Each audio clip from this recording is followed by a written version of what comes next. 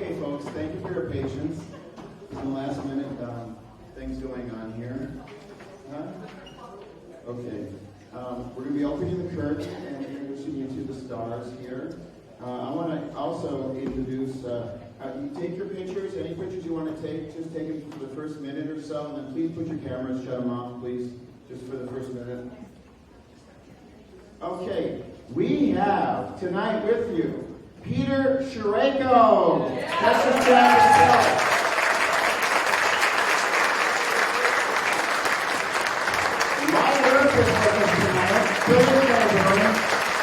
Lisa Collins, all the way from Sydney, Australia, is with us tonight. Lisa Collins. Billy Zane. Mr. President. People always ask me what Billy Zane is like, and I tell them he's just like what you think he is. He's a wonderful man. Okay, we have John Philbin, who played Tom McCauley. John.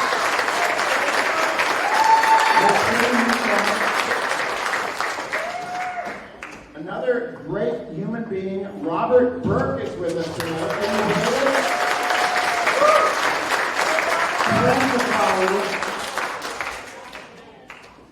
We have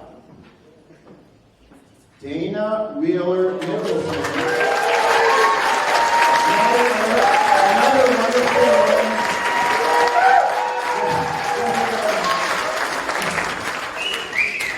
Okay, I know. Joanna Pakula is with us tonight.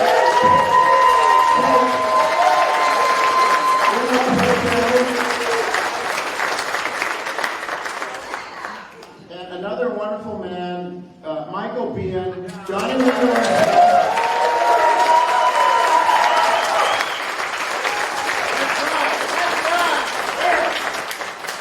I'm going to just introduce Chris Mitchum is here tonight.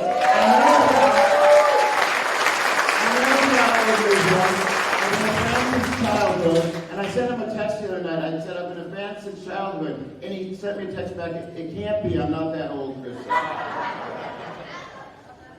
Okay. So please put your cameras away in just a few seconds, and then shut them off. I appreciate that. Okay. I'm going to start with our panel moderator tonight, Chris Mitchum. I'm going to ask him a couple questions here. And I encourage all the other stars to share your stories when you want and how you want and why you want and all that kind of stuff. Mr. Mitchum, Chris Mitchum, talk to us about your 2 weeks working with Charlton Heston. I know you had this huge scene at the Hooker Ranch, and you got cut out a lot, and you ended up on, they say, the cutting room floor. But talk about your scene with Charlton Heston at the Hooker Ranch, please. Ron. Okay, I first heard about Tombstone when my phone rang and I answered. It was a guy named Kevin Jarre. He told me he wrote Glory.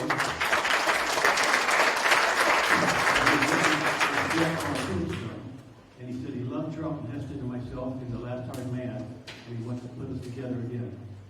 So I said, okay. And that's how I got the job. It was the easiest job interview I ever had in my life. So I get here to Arizona, and for the first 2 weeks, it was just basically just Heston and myself at Heston's ranch. And Kevin was, I don't know exactly how it happened, but they kind of sandbagged him. There's something in his contract that said if he didn't do so-and-so, they could fire him and replace him. So after 2 weeks, they fired Kevin. The new director came in, and as often happens in Hollywood, when somebody replaces another director, the first director's stuff just wipes it off the paper. So all disappears. So what started out as 2 weeks' work in a very nice role, I ended up with one line, which was Ryder coming in, and I actually did that line galloping towards the ranch on a horse doing the slaggy stop, saying the line and then doing the 180 turn to face the rider. And they put it, doing the line on the dark porch where you can't see that my lips aren't moving. and put the line in there. But that's what happened to my 2 weeks' work there. It was a wonderful film. When I read Kevin's script, I immediately wanted to do it. ever read in my entire life. Every single character had a beginning, a middle, and an end, a full arc of the character. Every single character. Well, when they finally got around to doing the film after they fired Kevin, they sat down, as I understand, Kurt Russell and the new director sat down and went through the script and pretty much combed out everybody's good part. And leaving Kurt and, of course, Val Kilmer. He's got all the foul scenes with Kurt. So those are the only two who really had full character parts. But it still turned out to be probably one of the best westerns ever made. Yes. Couldn't have been better.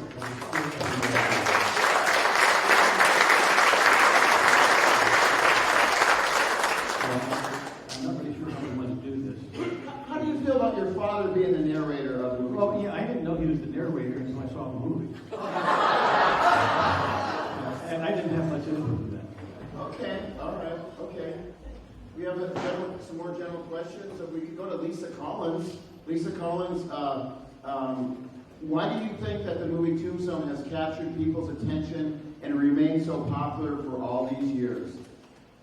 Thank you, Gordon. Nina? Hi. So I think, the classic genre of the Western, and I think it captures people's imaginations for many reasons. I think many of us grew up watching various versions of Westerns, so it reminds us of our childhood. I think it's the classic epic story of people overcoming adversity, and I think Tombstone had many subplots that ran throughout. There was the family story, which I was part of with the other wives. There was the cowboys. There was obviously the Earp brothers coming.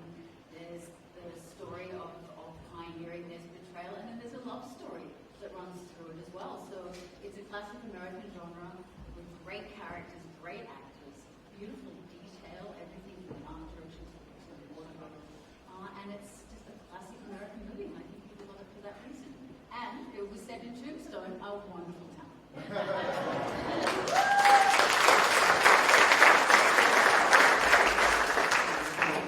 The script written by Kevin Jarre wrote a beautiful script there. He's a true aficionado of both history and the classic Hollywood epic. Share your thoughts on Kevin, and we can start with Lisa again. Well, thank you. I was lucky to know Kevin. He was really part of our extended family. He was the sweetheart of Lisa Zane, Lily's sister, and he just really appreciated history and genre. He'd written a beautiful story called Glory, which some of you may have seen, which was about the Civil War. And that was beautiful.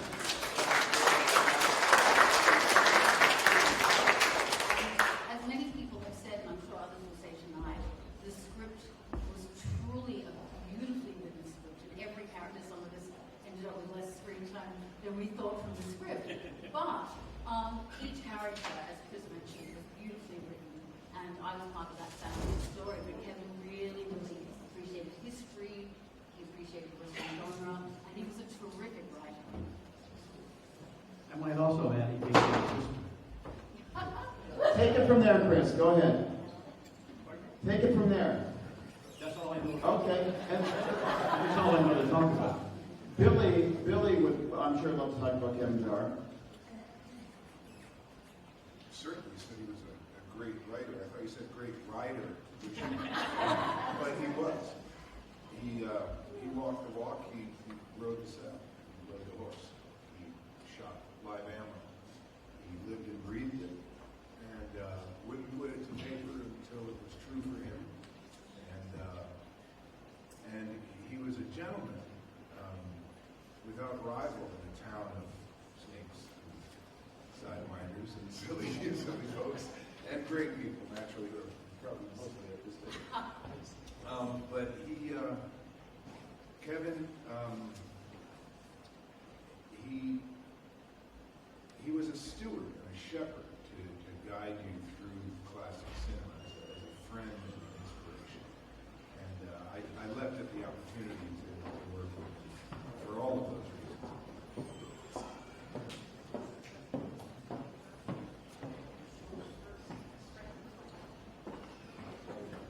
Chris, would you like to take it from there? Not really. Okay, so I just want to say I have the original Kevin Jai screenplay, before the directors were changed, the original Kevin Jai screenplay of Tombstone. I'll be at my table tomorrow. I paid. Okay. Yeah, actually, I have the original too. I never throw anything away. No, the opportunity, first of all, I love Westerns. Having done 3 Westerns with John Wayne, 1 with Chuck Heston, I just love Westerns. I also, when I was a kid, showed on the professional circus, worked with quarter horses. So I'm not an actor who learned to ride for a part. I was a rider who played acting parts. But yeah, the option to shoot a Western, I didn't even know what the script was. And I didn't know Kevin Jar. I did not see Glory. But as soon as he said it's a Western, I jumped at the chance. I was ready to go. Okay, thank you. But Michael Pian, let's talk about Kevin Jar. I know you have a lot of opinions on him, and you're very knowledgeable. Can we? Would you like to elaborate on that? Hold it close to you. I think that everybody has already spoken about Kevin, and there's not really much more that I can say other than the fact that, he was a great writer, and I believe the movie was as good as it was for a lot of reasons. But Kevin Jar, I think, he wrote the script, he helped Kurt get the movie set up, and he did all the pre-production, so did all the locations, did all the wardrobe, did all the casting. I actually got called from my agent, and they said, Kurt Russell's making a movie called Tombstone. Here's the script. Is there any role that you want to play in it? All the roles were open at that point. So I read the script and I said, yeah, I want to play Doc Holliday. As actors know good roles when they see one. A couple of days went by and it got back to me that looked like Val Kilmer was going to end up getting to play that role. So they asked me, was there any other role that I wanted to play? And I said, yeah, Johnny Ringo, because in my opinion, that was the next best male role in the movie. And then I went out and I met Kevin. And Kevin and I spent a couple hours together. We both had read a book that was about a serial killer of all things, and we kind of bonded over that book. I really liked Kevin tremendously. Really, really liked him tremendously. His passion for the movie was, was undeniable. He was very, very, very passionate, and he really cared. I think in the long run, it was difficult for him. Making a movie is an ensemble project, and everybody's got something that they want to say, from the wardrobe people to the actors to the director of photography to the editors to everybody. Everybody's got something to say, and Kevin was, I think, in the long run, he was just a little bit too rigid and just saw it a certain way, and didn't see it as a collaborative effort as movies are. It was the first movie he'd ever directed, and he wanted it done his way. And he had Kurt, and he had Sam Elliott. He had Academy Award DP, Academy Award winning DP, and Academy Award nominated editors around, and he just wanted it his way, and it just seemed like he wasn't collaborative. I think that's what happened, and it saddened me, because for somebody who had so much passion and cared so much about it and wrote such a beautiful script that none of us would have been here. None of us would have been had any of this if it hadn't been for Kevin. It was very, very sad to see, for me, and I'm almost tearing up. It was very, very sad for me to see them take him off the movie, but I think that it had to be done. Obviously, they didn't do it for any reason. So That's my feelings about Kevin. Thank you. Can I add to that briefly, just to add to, I agree with everything you're saying, I just want to add the caveat that he was forged in classic cinema, and when he got the opportunity to direct, he wanted to direct as if it was the 1950s or 40s, where the autonomy was, vested, where it was, the director held a lot more sway, and the vision of an auteur as opposed to a first-time director, let's say, but he had a very specific vision, and he was executing it in what he thought was the manner with which classic movies were done.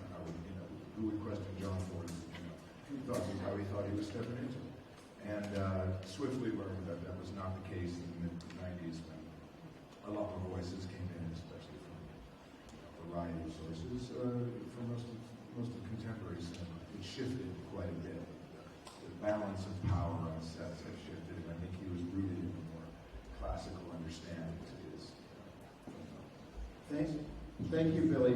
Speaking of the women of Tombstone, I want to move to Dana Wheeler Nicholson. And would you like to hold it close? We're having some sound issues, so just hold it close to you. Thank you, Dana. Blue sky.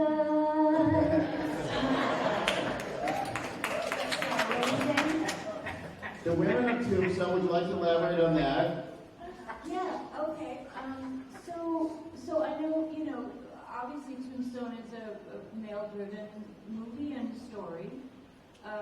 There were 22 principal actors, and 3 of them were women, and then two others. And we, again, I'm going to go back to Kevin, because the script as written was very much a family story, and he kept saying, he would say, like The Godfather. And so we had this landscape that was really about the family with the OK Corral and the sort of testosterone part of it as a kind of, I wouldn't say a backdrop, but the forward position was the family. The families, the brothers, their wives, their migration to this place, their pasts, the criminality of the time, etc., law and order, and who's good, who's bad, we don't know, it switched every day, it seemed like. So the women, we were originally cast by Kevin. We were friends, Billy, Lisa, me, Lisa Zane, the beautiful, gorgeous Lisa Zane. We were friends, and Kevin saw us all in this family, and went to bat for me. I know that when the studio was like, who? He had that vision, and so we really came on to play a family. And the women were, as you all know, were out in these elements and with their families and their men, and it was extremely hard and dangerous and frightening, and also their men would go between being the law and being criminals. I mean, it was like good, bad. You're the sheriff, and now you're the robber. So it was this very, the Old West. It was being built, as you all well know. And so I think that to play these women took. In other words, it's like there was no good and bad. You play somebody's circumstances. You play somebody's struggle. And so for me to play a drug addict who's married to a rock star, whiter, and so how do you play somebody who's not a bad person? She's an addict. We've all loved addicts, no? So these are people we love, and we don't know what's going to happen. And I just think that the women all kind of tried to play partners and deal with the elements, their husbands, and the West itself in that way. And so I think we were all just working on family, really. Sisters, we played Paula, Lisa, and I all looked like sisters, which when there's that moment where I think, is it Paula or you say, oh, we all look like sisters, so it's Paula, sorry, Irish just came popping in. We all look like sisters. And thank you, Irish. So I think we just tried to focus on family. And then you know, a whole other character of this woman who's out there in equal terms to the men, running a business and as dangerous as maybe he is, which is what their connection is. You know, so Kevin again wrote the women. We didn't see in the end what he wrote. A lot of it was taken out of the film to make way for a much more, you know, the OK Corral and moving up to that, which was great. But there was another element to this film which we all still, I think, feel, which is what was written, what we did actually shoot, and what we bonded over, which was that it was about family, you know, really. So. Okay. Joanna, would you like to add to that? Anything? I think Dana described this perfectly. Okay.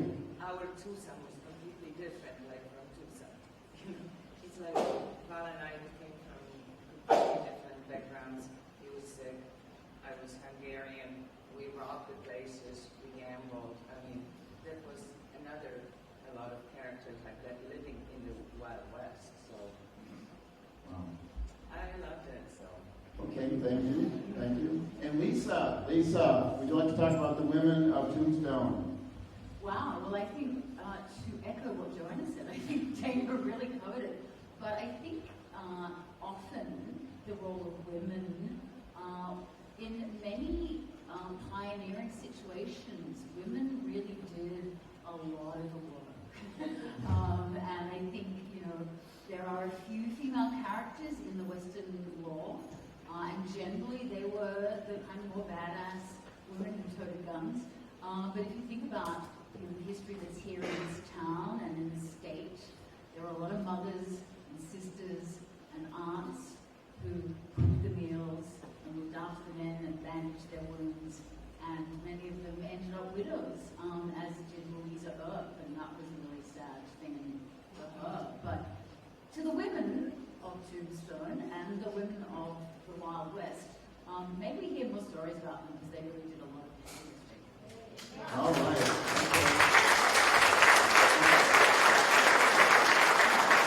Thank you.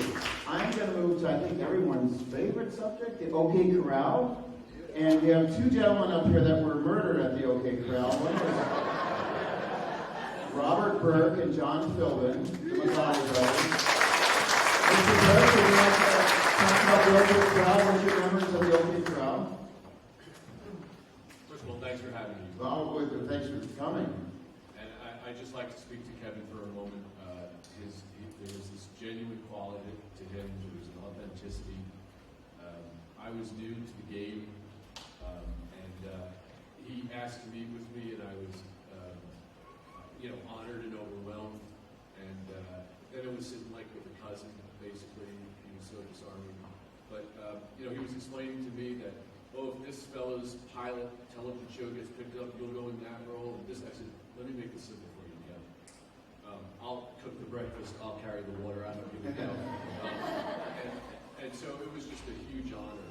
And to move ahead to the OK Corral, I was a little overwhelmed. There wasn't like a ton of research I could do at that time. You went to an encyclopedia, you went to a library in those days. And, to find out that there were elements on the set that knew how much ammunition was expended, what the line of fire was. That was all really fascinating. But again, we were working with actors. Everybody was just game up every day, bringing their A game. And there was this overwhelming sense of getting it right. Honoring the culture of this country, the culture of this area, this iconic conflict that happened on that day at that hour. So I was never not cognizant of that while we were shooting that scene. Okay, well, you were excellent. Can you your famous saying, would you like to recreate what you said before the bell knocked you out? Why are my lines all cut? Well, I know. Everyone You son of a bitch. Okay, thank you. Okay, thank you. I know I'm putting you on the spot. John Philbin, who was Tom McClowery. Yeah,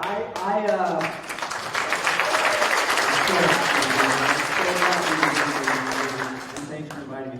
Yeah, Kevin, I got this as an offer from my agent. And I go, it's an offer? He goes, yeah, it's a small part, but it's a great film with a great cast. I'm like, well, yeah, of course. And as long as I don't have to, crawl through the mud and put my face in a puddle. I swear to God I said that. I got the script, and the original Kevin Jarre script, and I was like, oh, Tom McClary, he's got a couple scenes. He gets shot in the gut by Val Kilmer, and he literally crawls through the mud and dies in a gutter of water, in a drain of water. And I'm like, I don't know what's going on right now, but I'm in the zone. And when I came, we all came to the first table read, the very first day with Kevin, and we read the whole script, and I've got 2 lines in his thing, and he laughed hard at my delivery, and I was happy about that, But when the thing got replaced with George Cosmatos, he's like, it's not funny, you're not supposed to be funny, I'm like, it's good funny, He's like, no, he just wanted everything to be super gnarly and serious, and it turned out great, but it doesn't matter. OK Corral, we had the best gunsmith guy. We had a guy that trained us to shoot. Yeah, every weapon, we trained, and we rehearsed the OK Corral so many times until we got it down to the second of the history books. This is how many seconds it took, and this is how many rounds were fired.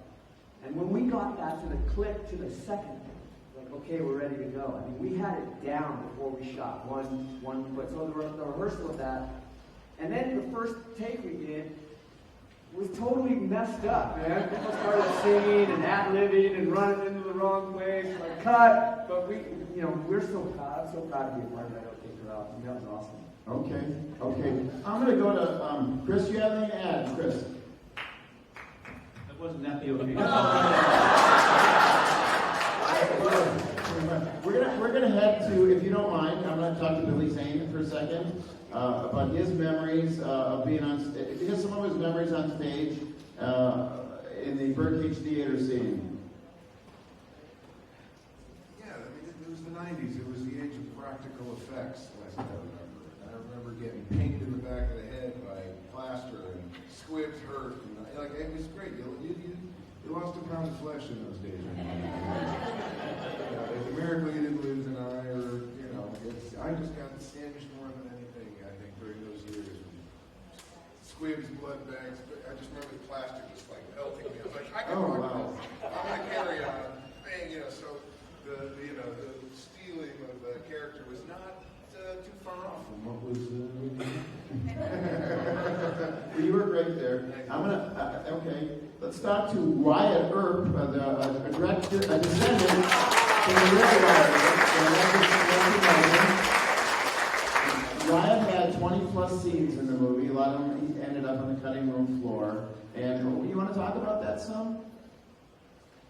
I would love to get that and see if we can put a Western. Guys, it was the honor of my life to be involved in Tombstone. This is where an archetypal American family, which happens to be mine. And actually, I played 2 roles in Tombstone. I started up playing Swing Hunt, which was a very small role, but which I was thrilled to get because I've been studying acting and faxed him my driver's license to prove who I was. And, my first meeting with Kevin Jarre was supposed to be at a restaurant, which I waited at for an hour and a half, and he called me later and said, Wyatt, I'm so sorry. I was on my horse up the top of the Santa Monica Mountains. He threw a shoe, and they couldn't get there. He couldn't put the phone. Sure, Kevin, I understand. Anyway, I learned later 14 horses threw a shoe while we was casting that movie. Anyway, love Kevin, love the script. It was the best script I'd ever read. It was the best Western I'd ever read. Short of, the last picture show or Florence of Arabia. It was lyrical and poetic and great. So, Swing Hunt came from the Gary Cooper School of Acting. I think my lines were, yep, nope, maybe. Happy to have him. Anyway, we go, we shoot some stuff, getting along great, loving everybody. The cast was phenomenal to me. I was a new actor. I was just a relative there. Yeah, I studied acting, but I wasn't an actor. Everybody up here was phenomenal and gracious and just wanted to make a great movie. I remember one night we were going out to this ranch to eat steaks or something, and I wound up in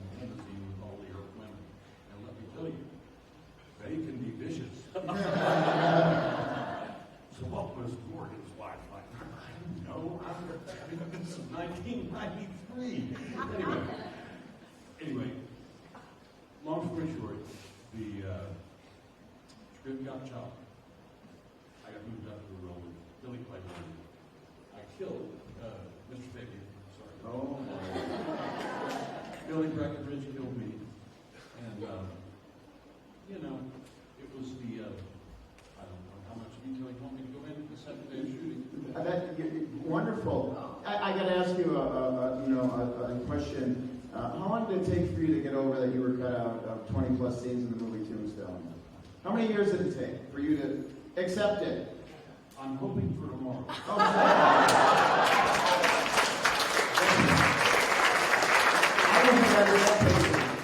Okay.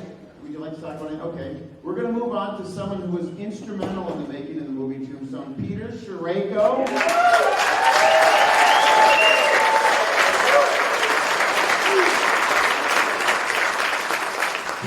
Peter not only created the buckaroos for the movie Tombstone, but he also provided guns and a lot of horse tack and horses and things like that. Peter, let's hear from you. Well, most of you out there know what I do in putting Western together. And Kevin Jar and I worked for a year prior to filming the movie, where Kevin would write 5-6 pages and call me up, and I'd go down to Hollywood, down to his house, and we'd have a steak, have a couple of drinks, watch a Western, and at 3 o'clock in the morning, he would give me 5 pages and say, okay, go home and design the guns. And finally, when he finished the whole script, he gave it to me like about 3 o'clock in the morning. I got home, and I couldn't put the script down. It was a page turner. Everything fit right in, and everything turned over. And about 10 o'clock in the morning, I called Kevin. And of course, he's going, I wonder you called me up in the middle of the night for. I was going to say he was a vampire. He would be up all night, but sleep most of the day. And but Kevin and I rode. We were the roads riding up the hills. And I said yesterday about our house of men riding. We would have each of us would have a pint of whiskey, 100 rounds of ammunition, light ammunition. Our horses, we'd leave at 9 o'clock at night and come back around 12 when the whiskey or the ammunition was gone. And we did that, and that's when Kevin finally said, okay, this is what we're doing. And he swore me, Frank Trigani, who was my buckaroo assistant on that, and supplied the saddles. And Gary Gang was one of the wranglers who had the rental stable, that boarding stable that Kevin kept his horse in. So I would bring my horse up there, and the four of us would go out riding. And when Kevin was going to do this, I don't know if anybody knows, a couple of years before that, in '91, he was going to write and direct a Dracula movie. And I was going to play the head of the Transylvanian cavalry. And Kevin was in Romania, scouting locations. And, okay, I forgot his name. The director came up with another Dracula movie around that time. Coppola. And when that happened, they pulled the rug out of Kevin. And he said, okay, we're not doing your movie. And he was a very sensitive guy. He was a struggle guy. And he literally disappeared for 6 months. And 6 months later, he came back and called me up and he said, all right, I'm back now. Now we're doing this. And he knows that I'm a blabbermouth. So he said, okay, here's what we're going to do. We're going to do the 1849 California Gold Rush.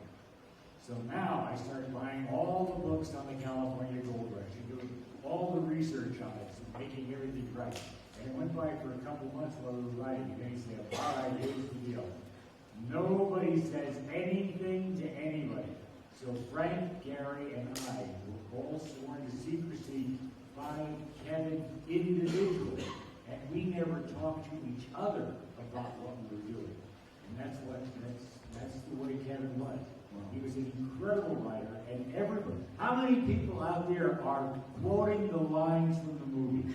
And how many people out there know every line in the movie?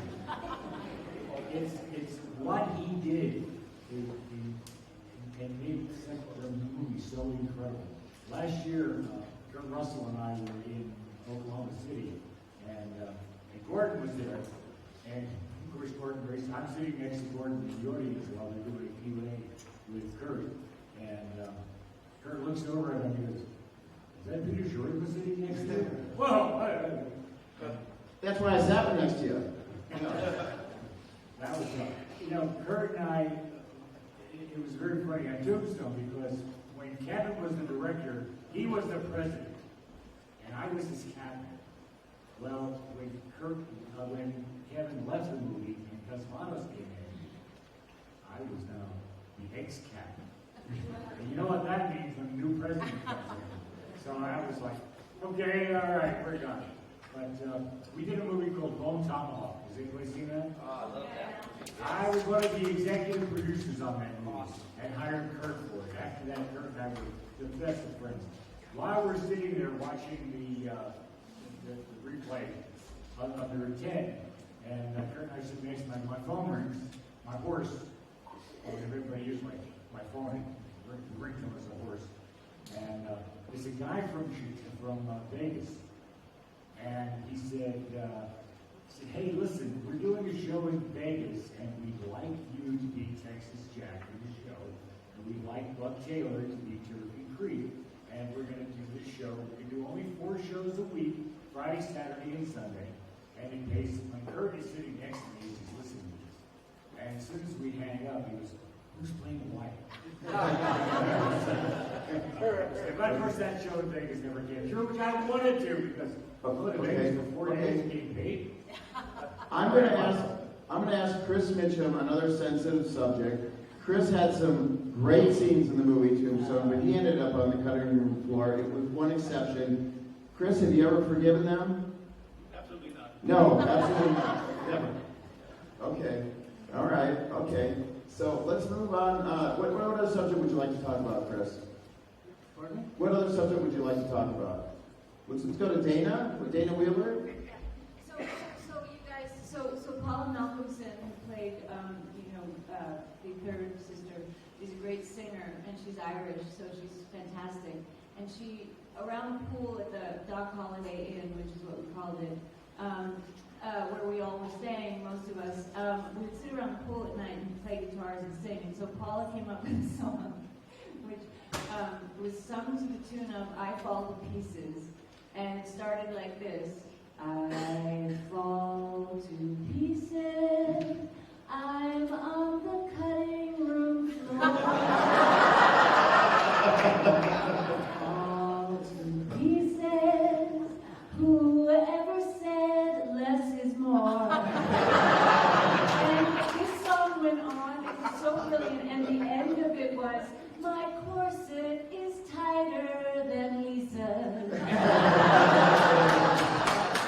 I cannot remember the rest of it. It's the most brilliant thing I've ever heard, and anyway, so I don't know where that came from.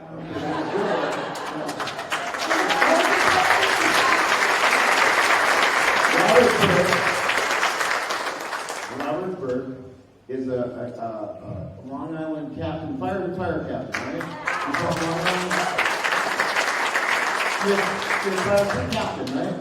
Yes. Of a crew. Okay, would you like to talk about that a little bit? No. No. But would you like?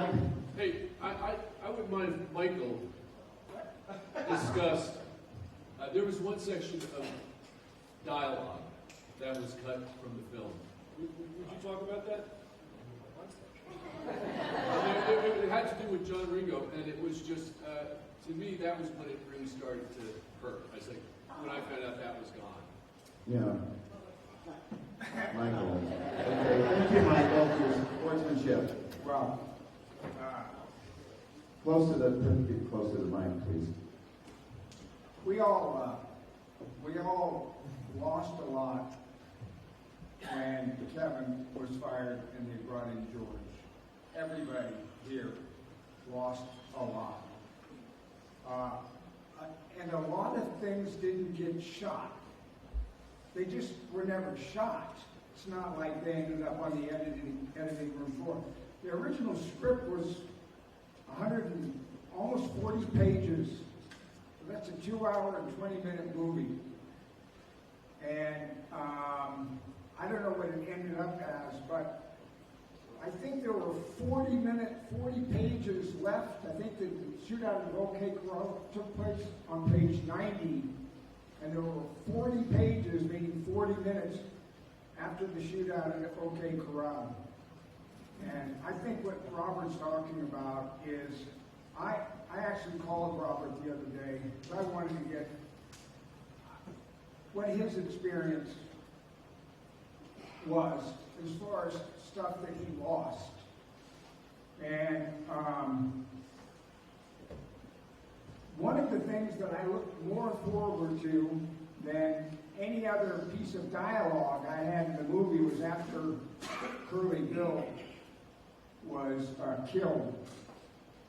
And the men have come back, and the Cowboys are talking to Ringo, and they're talking about how Wyatt Earp had this crazy look in his eye, and he was just shooting everybody, and, you know, bullets were flying past him. Put my glasses on for this.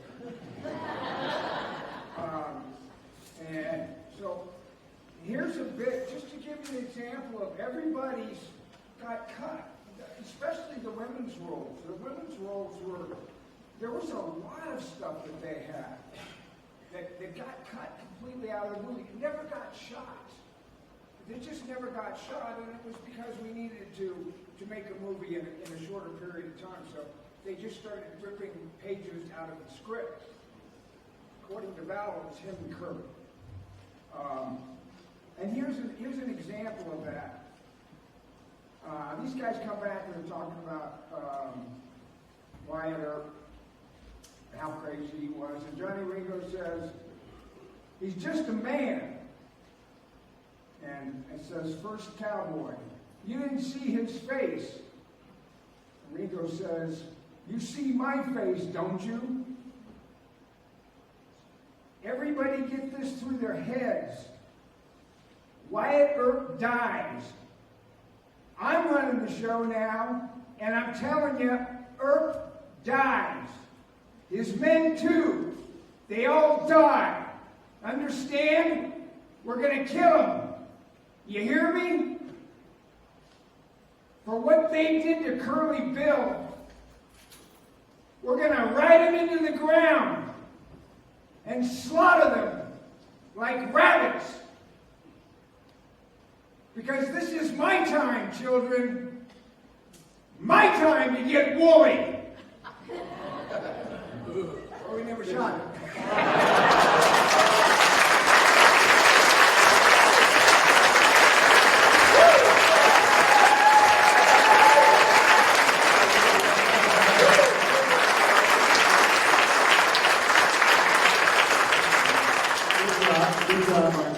I was only too happy to stand holding the spear and watch him say that. That never happened. Once again, I have the original screenplay.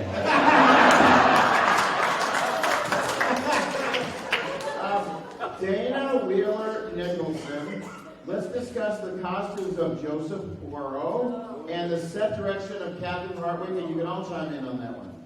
Oh yeah. Okay. So there was another little movie that sort of bubbled up as we were starting to shoot, which was Wyatt Earp, which Kevin Costner decided to do kind of simultaneously. And the rumor was Joseph went around, saying that production had sort of snapped up all the period costumes of the time from coast to coast, and so they were then building our costumes from the ground up, which is a much different situation. So it was much more intricate.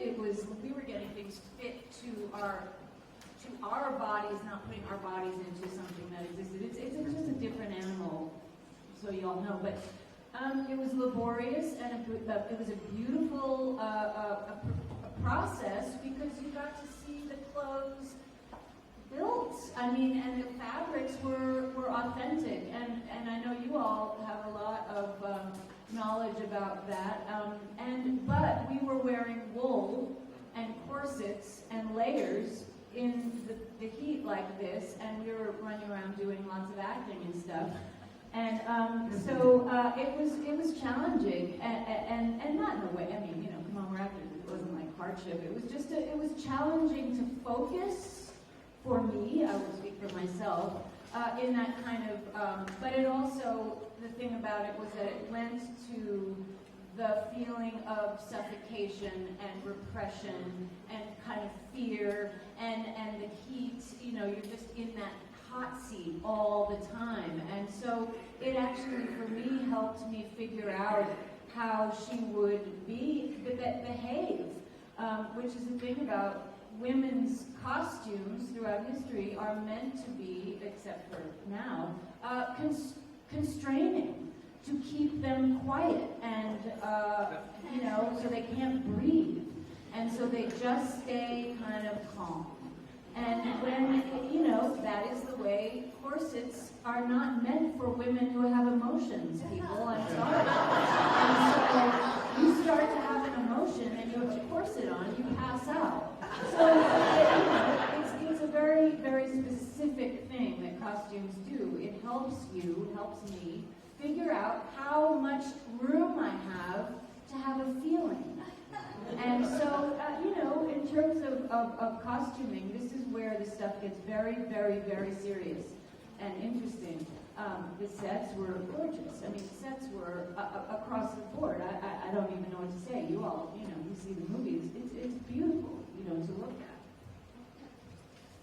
Joanne? Hey, can I just say, it works for men too. When Robert and I we're playing brothers, and we're wearing these wool pants and stuff, and when on the last day of filming, we got to go into the wardrobe, we put on these chaps, these really thick, heavy bitchy leather chaps.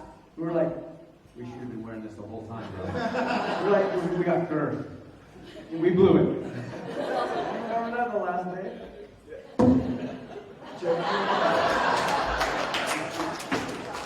Joanna, any thoughts on Joseph Porro? Joseph's a wonderful designer. My red dress was the best dress I ever had. Yes, absolutely. I think a lot of people agree with that. Yeah. Sure. Thank you. He was perfect for everyone, balancing the colors, the shapes, right for the scene, so we can actually reminisce of him. Wonderful, wonderful design. Wonderful. And Lisa Collins, I'm sure you have something to say. I think, you know, obviously when you see the movie, you watch the characters, and what they wear is very much sort of the impression that you get. And certainly for my character, who came as a really lady on the bride, she turns up in pale blue, and throughout the movie, kind of clothes get a little heavier and darker, and she ends up leaving as a widow in these heavy widow's clothes. So that visually was very much my character arc. But when I rewatched the movie, every character, and if you look at it, and I don't know how many times you've seen it, I've seen it a few times, so I'll look at different characters, and every character had a really distinct look. And I think that that was something that Joseph really thought about, and certainly for me as an actor, it really helped me be that character. But I think the men, the women, you know, everybody in the film benefited from that unique personalized touch, and I think he's a wonderful costumer, and I'm eternally grateful that I got to inhabit that character by inhabiting those clothes. And again, everybody in the film, I think, had that experience, which was wonderful. Billy, one question to you. You had a lot of scenes with Dana Delaney. Can you share some of your memories of Dana Delaney? She was nothing but charming. You know, it's funny. I just ran into her, and I hadn't seen her for years. It was the L.A. Art Fair, and it was she was just as warm as ever. You know, it was so pleasant to see her. This was just a matter of maybe, I don't know, not even 2 months ago, and I hadn't seen her for 30 years. All great. Yeah, she's great. It was great. She was a sweetheart. Okay, thank you. I want to talk about clothes for a minute. I took this gig thinking I was going to ride hell for leather. And I got handed a set of tights.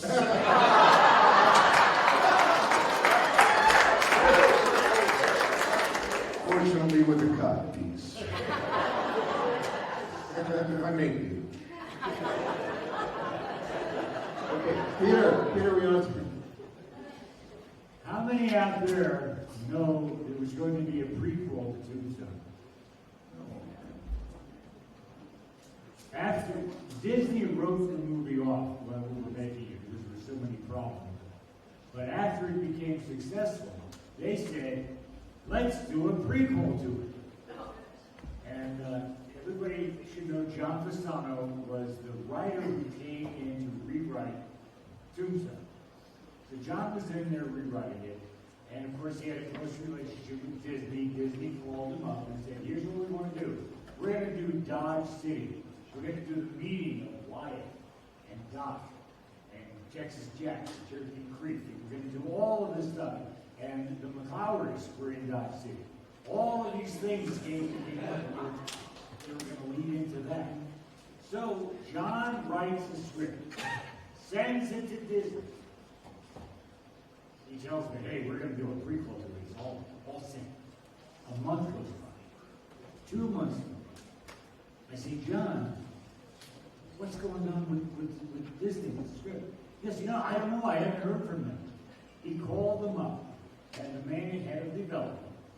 And John says, listen, I sent you a script on Dodge City. What's going on? And the man said, I have your script right here on my desk. I haven't opened it yet. I'm not going to look at it because we don't want to be sued. We have commissioned a script on Dodge City. And John said, you idiot, that is the script you commissioned. Okay, we're gonna move back to. Are you done? I've been vaccinated with a phonograph. I know. We're gonna move to Billy about his poem, his stage performance. Can you the poem you read on stage? Can you soliloquy? Say Christmas Day speech. Do you remember it? No.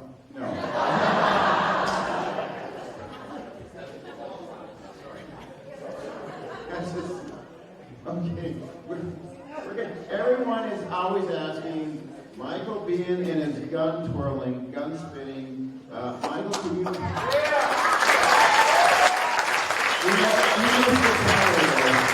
But one more time, people are always asking about your gun twirling, gun spinning, and how good you were. And did you know how to do that beforehand? Did someone teach you? I'd just like to say that you can go to YouTube and you can get me talking about this for 7 minutes, from beginning to end. And it's very easy to find. Just go to YouTube, Michael Bean, gun spinning, and you see me talking about this for 10 minutes. And I think it's probably better for the. Okay. Yeah, but you should check that out. I'm really good, and everyone is always asking that to me, about Michael being in his gun spinning. You were excellent at it, Thank you. Is it okay? Okay. And back to the OK Corral, Mr. Burke and Mr. Philman. How many days did it take? You may have talked about. How many days did it take to shoot the 30-second gunfight at the OK Corral? How many days was that again? I believe it was 11 days. 11 days. Wow. Wow. John? My biggest memory of that, they brought out this white horse, we're doing rehearsals, and they go, this is a rearing horse. When Val shoots a shotgun, this horse is going to rear up and reveal him, and he's going to shoot you from underneath that horse hooves. And I'm not a horseman, I'm an actor that had to learn how to ride and shoot to play a cowboy. And so these wranglers brought out this horse, it's rehearsal, and he goes, well, you just pull back on the reins here, and this horse is going to go up like that. Okay. When we go to shoot, I rehearsed a couple times, but I was very tentative. Okay, and then you shoot, okay, got it. And when we go to shoot, the cameras are rolling, you're excited, your adrenaline's running, guns are going off. I pull this thing, and I pull it, too hard. And the horse goes up, and if you know horses, and back onto its back, onto its ass and back, right towards Val. Val takes a sidestep because he knows horses. I literally tried to kill him with that horse. Steps back to his mark and shoots me.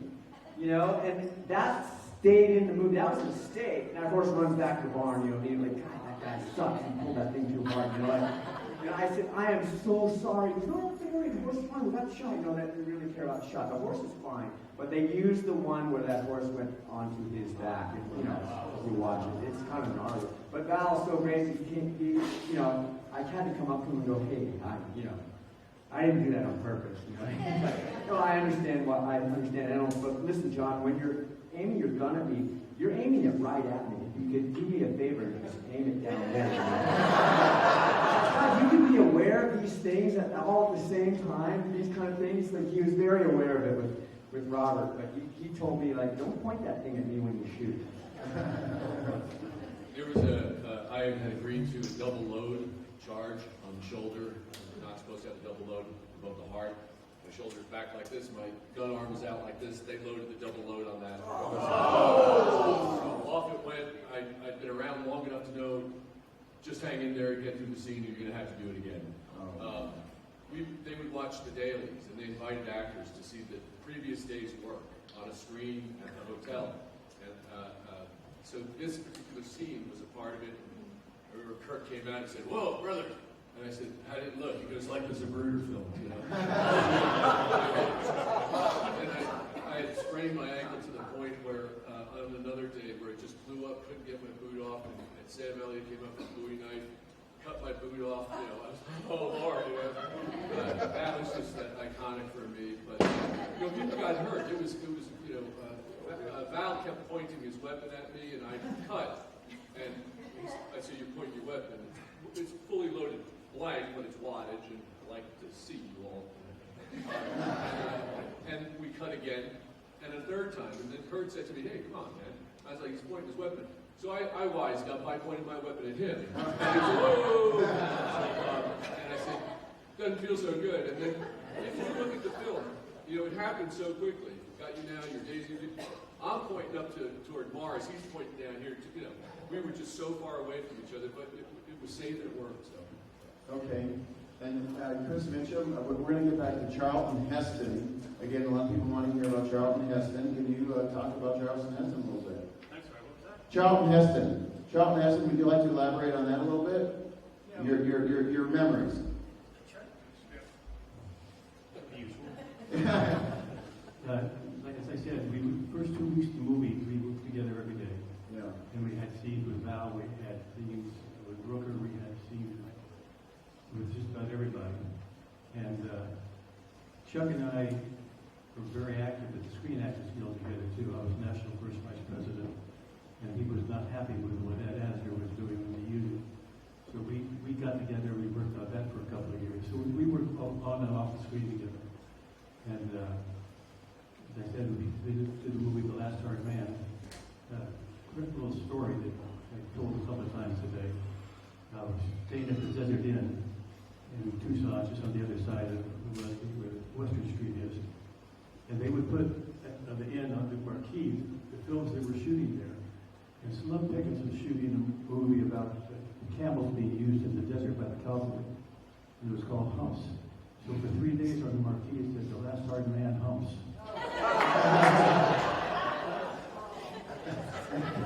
That's funny. They changed it after the third day. Wyatt Earp, you had some scenes with Jason Priestley, who we invited, and we wish he was here. But can you want to talk about Jason Priestley a little bit? Yeah, man, Jason was awesome. We had horse riding practice together, and you know, he hadn't been on a horse much, but Yeah, a lot of people. after he killed me, there was a scene where I'm slung over the back of the horse, and he's ponying the horse. You know, he's riding the horse, and he's got my saddle made on the other horse, and I'm slung over the back of the horse, and I am really playing Nick. Because I don't know where the cameras are, and my head is hung down, and my, you know, eyes dead, hands, whatever. Anyway, so I'm not looking where the horse is going, and all of a sudden I feel, whoa, and I look up, and he has run me into a horse's ass. Anyway, obviously the wranglers are rolling on the ground, trying not to laugh. George didn't see it, so I just poked the horse in the side and we went on and did it. And in the Tombstone extras, there's a shot of Billy Breckenridge.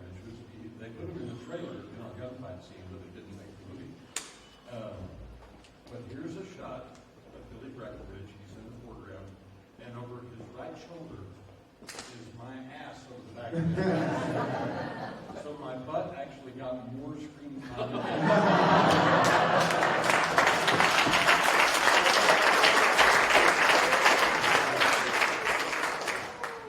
Would anyone up there like to talk about Kurt Russell, Bill Paxton? I just want to say one thing about Kurt Russell. Okay. Now you got to tell him. You got to tell him off. Yeah, no, I'm not about. This is behind the scenes, Okay. and it's questionable. I'm going to tell it anyway. He goes, yeah, you know, I've done a. Kevin Costner's making this movie competitive, but Kurt went and saw him at a party in New York City. And he goes, hey, you know, I know we're making these movies about Wyatt Earp. You know, why don't you come on to my set and I'll shoot you? And then you know, I'll come on to your set and you can shoot me like that. And that was Kurt's suggestion to be friends, to make friends, and like let's be cool about this. Let's make it funny and cool. And Kevin went, no, man. Because Kevin gave Kurt a high hat. He thought he was, I don't know, he was precious about it. You know, like he thought he had a superior, a superior picture, a much more serious. You know, they thought they were better than us. And Kurt told me that story, and I'm like, how dare he? We're gonna ruin him.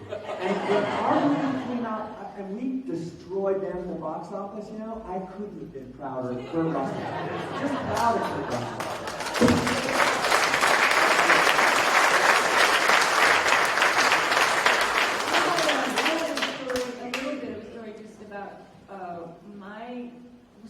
One of the things I did shoot was a scene with Kurt where he's leaving me.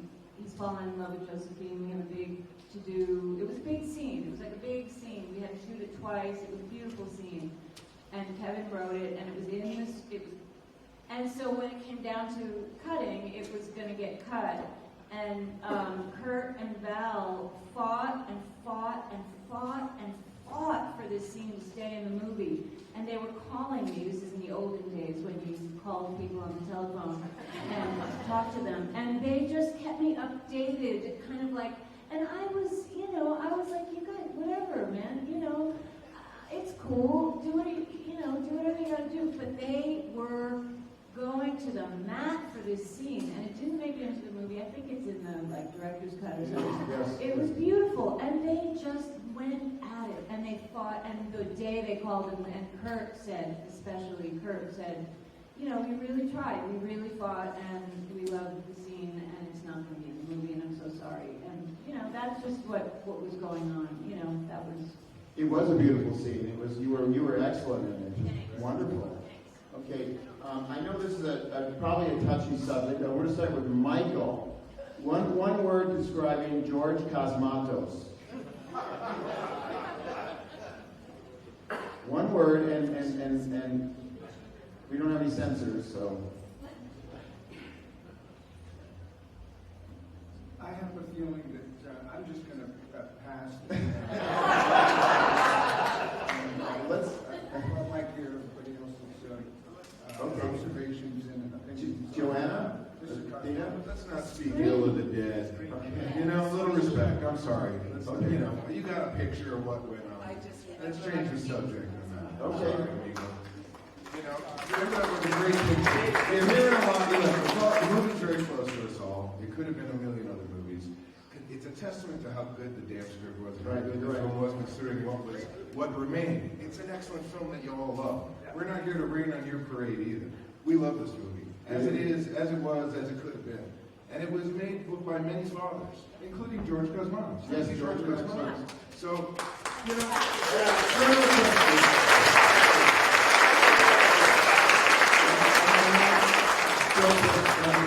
I appreciate that. Sure. You're absolutely right.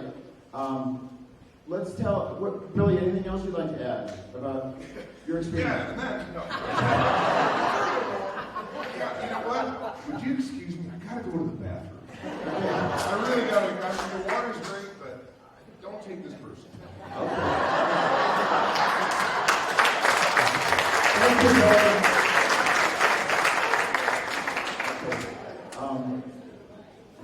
else, any other memories you'd like to share? Anyone up there? I'd like to share a few memories about Bill Paxton, who was a wonderful man, very I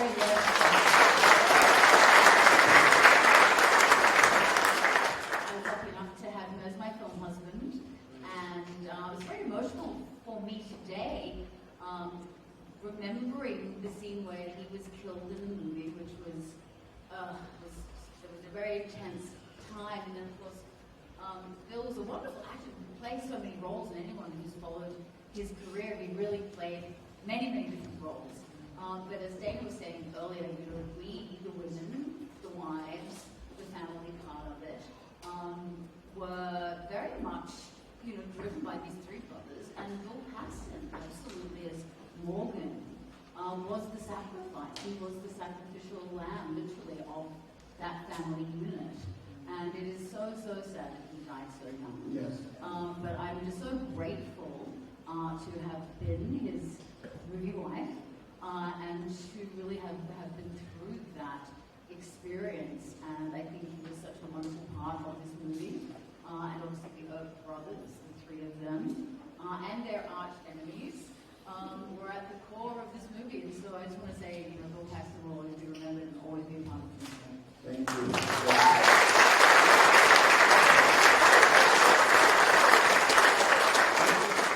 I think we should talk about some favorite scenes you all had. Michael, can we start with you? The favorite scene you may have had. My favorite scene in Tombstone? Your favorite scene in Tombstone? That got shot? Yes. Oh, it was probably,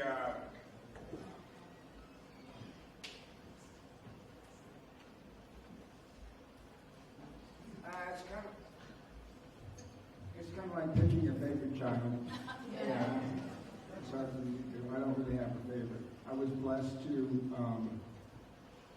be given the opportunity to play that part. As everybody else has mentioned, it was such a great part that it was just a blessing that I got to play it.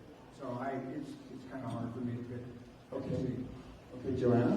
Or Dana? I don't like picking Okay. I just want to say, and I think I said this 5 years ago when we were here, that it was the only movie that I've ever been on. Maybe you all have had this experience. I have not. Where we went to the set on days where we were not working, and we watched each other work, and that was a testament to what was going on there. And usually when I've got a day off, I'm shopping, sleeping, I'm getting a manicure or whatever.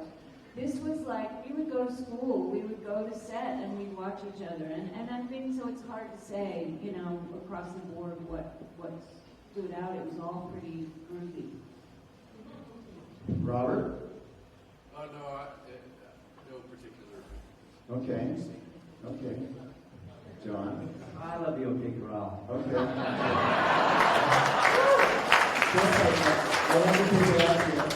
Well, as I said, I've been writing most of my life, and I showed on the professional corridor circuit, had 2 state championships. And my favorite scene, because I love to ride, was when I went at a full gallop to Estes Ranch and slid to a stop, did my 180 turn, and did my line. That was so much fun. Okay, thank you. Lisa? For me, my favorite scene was when we arrived at the train station at the beginning of the movie. It's a classic train station. It has been in so many classic westerns. So to be at that train station, but we turned up full of hope. But I did have my favorite line, which was a bit of a portent to Dana's demise, where she asked if I have any laudanum, and I say, just be careful now, it's full of harm.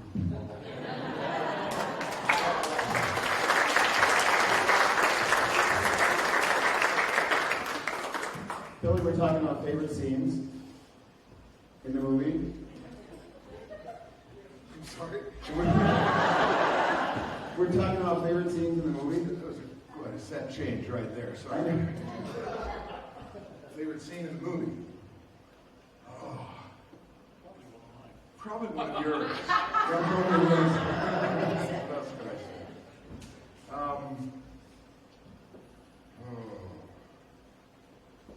love the term law dog. Law. And I like Billy Bob's scene. That was probably my favorite, I have to say. Okay. Stand there and lead. Did you interact with Billy Bob much? Nope. No. Okay. Okay, for one Billy in this town. I know.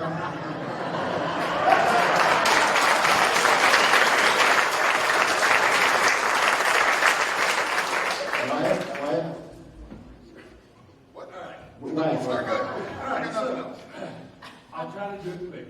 My favorite scene in the movie was my scene. Suffice it to say that when Kevin left the movie and we all came back, there'd been like a 3 or 4 week hiatus, they had gutted the script, they had changed the script into something totally different, and this new guy, George, was there. George and I got along great, not speaking ill of him, but here's how it went. Day 1, he fired 26 people off the set. Day 2 was my big devastation. Okay, so I had this saddle partner who happened to be one of the Stars' tennis coach. Obviously a very well-trained athlete. And so we get in the scene, and Billy Breckenridge comes into camp. And my saddlemate has one line. And in that one line, he managed to evoke the following response from George. God, you're an idiot. What are you doing? You ruined my movie. My career just went down the toilet. I'm going to be fired. This is not going to go well. Anyway, so we wound up having to shoot out. Billy Breckenridge did shoot me. Squibs didn't go off a couple of times. George got mad at me for not falling down anyway. So I learned a lot about acting in that scene, and it will always be one of my favorite movies that I've ever seen.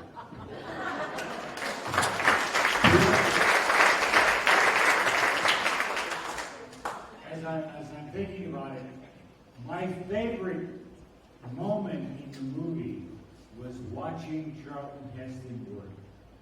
Now, Chuck, at the time that we did the movie, was the same age that I am now. I'm beat up, I've got so many broken bones and everything else. He did too. And there's a scene where we're standing on the porch, and he's at one pole, I'm at the other pole, like 10 feet away from him. And he is hurt. And he's standing there, bent over like this. And they go rolling. Action! Bring the horses in! Cut! And that told me, that showed me what a star Charlton Heston was. How dynamic he was as an actor. That when the camera is there on you, you're on top of your game. As soon as it's cut, you can collapse back to the hurt that you have. And that is what I remember most about working with Chuck. And so proud of him.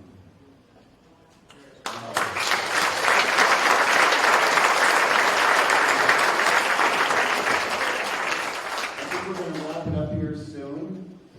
Anything else any of you would like to say, talk about, discuss? Catherine Hardwick, back to the Catherine Hardwick, she went back on to direct Twilight. Yes, Whether you know that or not. She was an amazing visionary and a great artist, and we knew she had the moxie during the movie, and it was logical to see that transition to what is now, one of our great directors. So she was amazing. Yeah, and the producer, Jim Jacks, who I adored, he was Kevin's champion, and he passed away, unfortunately, pretty young. And he was a gentleman, and he shepherded Kevin. He wanted him working and sort of put everything he made into some form. And he was a beautiful man. I loved him. I adored him, and he was a huge part of this movie, staying together. So just to Jim Jacks. That's right. A big shout out to Billy Paxton, the other guy.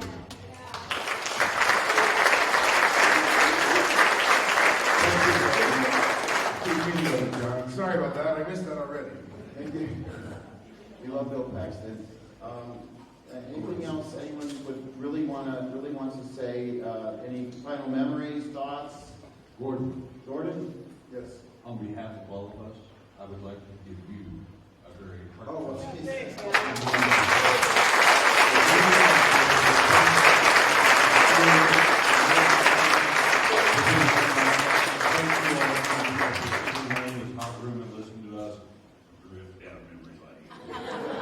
And I want to share with you what these people are really like behind the scenes. They are so generous with their time and so kind, and it's anxiety provoking reaching out to them, and it's not easy. And they're all very nice. Billy Zane, I mean, I've gotten to know him for the last 5 years a little bit, and he's a wonderful human being. You're all wonderful human beings. Robert Burke, he's just marvelous, wonderful. And John Philbin is wonderful. And Dana Wheeler, of course, Joanna, we have a lot in common. Michael is a very kind man, a very warm, friendly man. Chris Mitchum, he's been a thrill of my life since childhood. Lisa Collins reached out to me one morning, and I'm actually to our cast here, Mark Sankey, and part of our crew. And Lisa was I didn't believe it was Lisa Collins. This has got to be some kook or something, you know. But then she called me, and yeah, it's Lisa Collins, all right. And Wyatt's been wonderful. Peter is always a superhuman being, and I want to thank you for your kindness.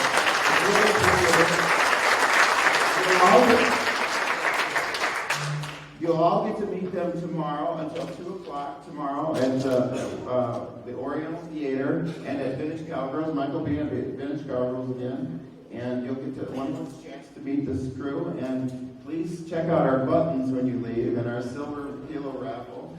Julie Ream, would you like to say anything? Thank you so much for being so cooperative, for coming, and thank you for everyone. Yeah. Thank you to Dad. Thank you.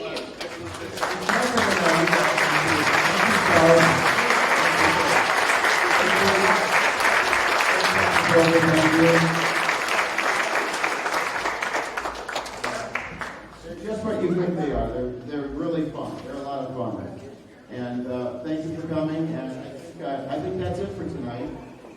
Thank you. Thank you. Tombstone. Okay. Thank you. Tombstone.